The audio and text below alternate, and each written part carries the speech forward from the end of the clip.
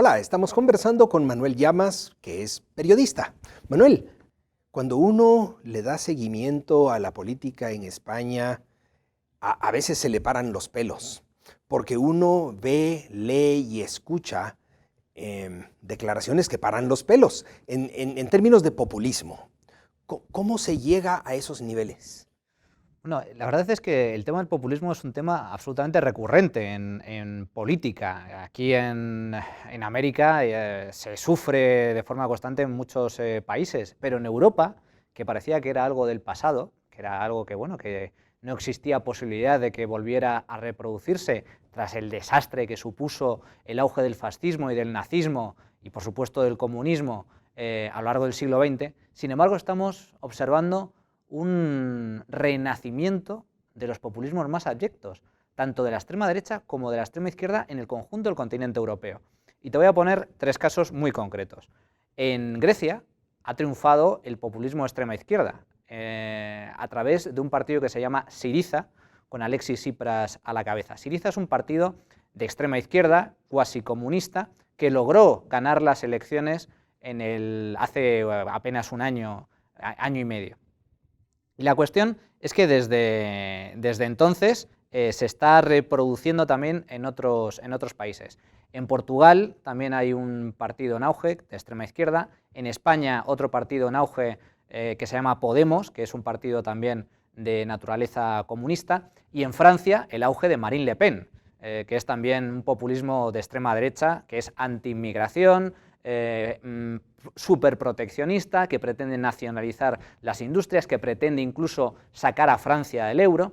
Por lo tanto, es ciertamente preocupante este tipo de procesos políticos en el sur de Europa. ¿Cómo es posible que haya surgido este tipo de movimientos? Para mí existen dos razones fundamentales. La primera es el impacto de la crisis económica. Europa ha sufrido una crisis económica brutal, la mayor desde la Gran Depresión de los años 30. Hay que recordar que también el auge del fascismo italiano y del nazismo alemán surge también en un contexto de gravísima crisis económica. Por lo tanto, en momentos de crisis, la palabra crisis significa cambio, y el cambio puede ser a peor o puede ser a mejor. La cuestión es que el impacto de la crisis ha sido tan profundo en algunos de estos países del sur de Europa que ha hecho tambalear el sistema político y ha supuesto un enorme descrédito a los partidos tradicionales, los que normalmente han ostentado el poder, debido a su incapacidad para afrontar la crisis con solvencia y para sacar al país del atolladero. Si a eso le sumamos un problema de corrupción en algunos de estos países, el descrédito es todavía mayor. Y luego hay un segundo factor que para mí es muy importante, que es el tema de la educación.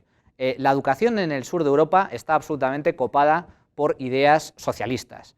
Allí se enseña socialismo en las escuelas, se enseña socialismo y comunismo en las universidades. Por lo tanto, si sumamos años de educación en ideología socialista con una profunda crisis económica y el descrédito de los grandes partidos tradicionales, observamos una ventana de oportunidad perfecta para la entrada del populismo, un populismo ultraintervencionista, ultraestatista, ya sea de extrema derecha, ya sea de extrema izquierda, que tiene como principal mensaje: el modelo democrático actual no sirve, los políticos que han ostentado el poder son unos corruptos y además no están solventando las cosas, confiad en mí. Y eso es lo que está sucediendo. Pero además yo no sé si los populismos del siglo XX, de la primera mitad del siglo XX, tenían un carácter algo esperpéntico, pero uno tiene a veces la impresión de que el del siglo XXI sí, es como algo, como una comedia rara, ¿no? ¿Habrá alguna razón para eso? Bueno, es cierto que, por ejemplo, el caso de España y de Italia son paradigmáticos, porque en Italia ha habido un movimiento populista llamado Movimiento 5 Estrellas, que ha liderado un cómico, un Beppe Grillo, que era un payaso profesional. Y sin embargo ha logrado convencer a muchos italianos de la necesidad de hacer un cambio en la política italiana, y él, por ejemplo, defiende la posibilidad incluso de que Italia salga del euro, etc. Y en el caso de España sucede algo parecido. Digamos que el partido Podemos, el núcleo lo conforman profesores universitarios pero que sobre todo han logrado conseguir fama y apoyo popular a través de debates de televisión. Empezaban a ser invitados en los grandes programas de debate de prime time y conseguían poner en aprietos a sus contrincantes, tirando mucho de demagogia, pero la demagogia es el mensaje fácil, ¿no? Y por lo tanto han conseguido cautivar a mucha gente con ese tipo de mensajes facilones, señalando, bueno, pues que el problema radica simplemente en que hay un grupo de corruptos políticos que son los culpables de todo, que el problema no es el exceso de Estado, sino todo lo contrario, el exceso de mercado, y que por lo tanto se necesita poner en marcha medidas todavía más intervencionistas, o el hecho de que la austeridad es mala. Es decir, que lo bueno es endeudarse, es generar déficit público, todo con un mensaje muy de demagogia, muy populista, muy efectivo, pero absolutamente irreal. Y esto tiene un problema acuciante. El populismo todavía no ha ganado las elecciones ni ha tocado poder en la mayoría de países europeos, pero sí lo ha tocado en Grecia. Y en Grecia, el auge y la victoria electoral de Syriza estuvo a punto de llevar a Grecia fuera del euro, fuera de la Unión Monetaria, con todo lo que ello hubiera supuesto, es decir, la posibilidad de ruptura de la moneda única europea. El hecho de que Grecia haya dado ese paso es un precedente que hay que tener muy en cuenta. Los griegos han confiado su destino a un populismo que ha resultado ser un desastre allí donde se ha aplicado, y buen ejemplo de ello es aquí, en Centroamérica y en Sudamérica, con el caso de Venezuela. Podemos está estrechamente vinculado con el régimen chavista, han sido asesores de Chávez y, sin embargo, bueno, pues está calando poco a poco ese mensaje en España, y eso ciertamente es dramático. Independientemente de quiénes sean los que estén ejerciendo ese poder, de dónde provengan estos nuevos populistas, ya sean cómicos o ya sean profesores universitarios, lo trágico es que una vez que consiguen el poder y una vez que empiezan a poner en marcha sus programas, el resultado siempre es el mismo: ruina absoluta a nivel económico y deterioro brutal a nivel institucional. En este ambiente, ¿cuál es el rol y cuáles son los retos para el periodismo profesional y para los nuevos medios?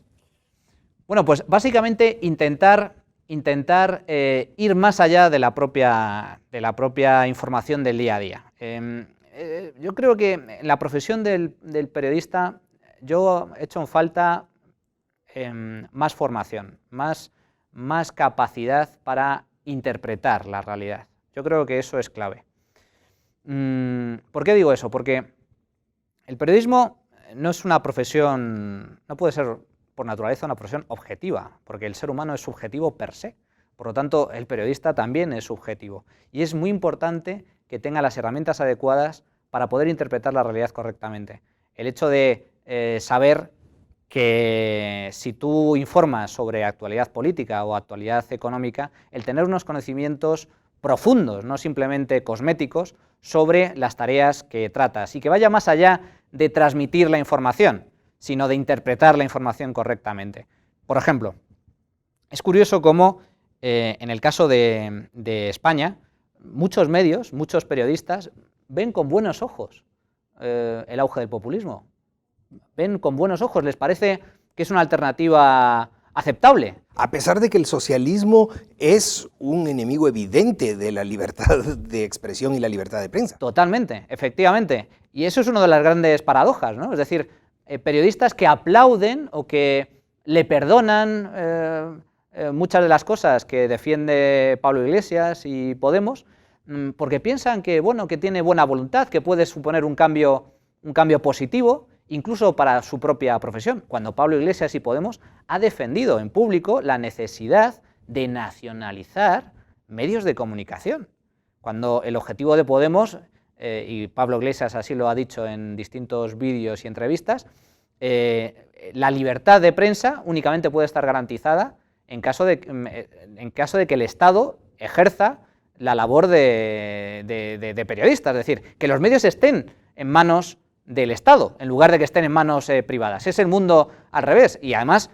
se ha demostrado con la práctica. Todos aquellos países que han caído en el socialismo, siempre, en todo lugar, acaban por coartar o directamente suprimir la libertad de expresión y la libertad de prensa.